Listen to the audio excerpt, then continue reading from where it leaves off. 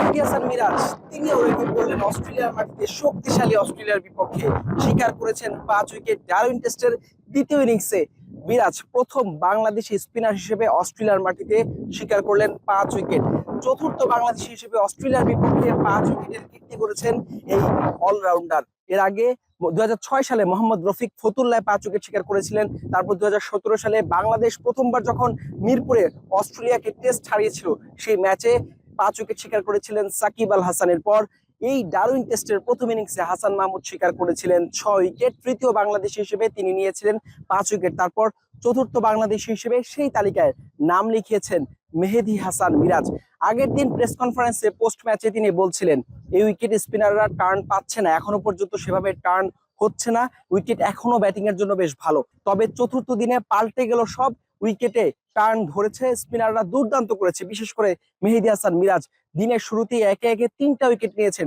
সব মিলে চতুর্থ দিনে 4 উইকেট শিকার মিরাজের, আর সব মিলে দ্বিতীয় ইনিংসে 5 উইকেট। দুর্দান্ত পারফরমেন্সে অজিদেরকে গুটিয়ে দিয়েছে অল্প রানেই।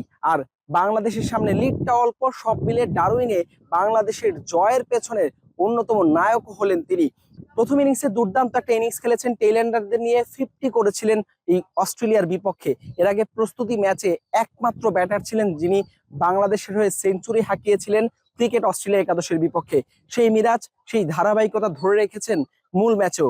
ব্যাটিং এর পর বল হাতেও দুর্দান্ত পারফরমেন্স। মিরাজের অলরাউন্ড নৈপুণ্যে বাংলাদেশ ডারউইনে ইতিহাস গড়েছে। তানজিদ তামিম মিরাজকে নিয়ে অনেকদিন ধরে আলোচনা, অনেকদিন ধরে সমালোচনা। জাতীয় দলে জায়গা পাওয়ার মতো অবস্থা কি আছে? যদিও টেস্ট টিম নিয়ে খুব একটা তিনি আলোচনায় ছিলেন না, তবে অস্ট্রেলিয়ার কন্ডিশনে মিরাজের স্পিন কতটা কাজে দেবে তা নিয়ে ছিল প্রশ্ন। মিরাজ কতটা ভালো করবেন অস্ট্রেলিয়ার বিপক্ষে তা নিয়েও ছিল প্রশ্ন। সেই মিরাজ অস্ট্রেলিয়ার বিপক্ষে ভালো করেছেন, সেরাটা দিয়েছেন। প্রস্তুতি ম্যাচে দুর্দান্ত দাপটের পর মিরাজ মূল ম্যাচেও ডারউইনে মারারা ক্রিকেট গ্রাউন্ডে নিজের পারফরমেন্সটা দেখালেন। অলরাউন্ড পারফরমেন্সে লিখে রাখলেন ভিন্ন রকম এক গল্প। ব্যাটিং এর পর বোলিংয়েও দারুণ ছন্দ।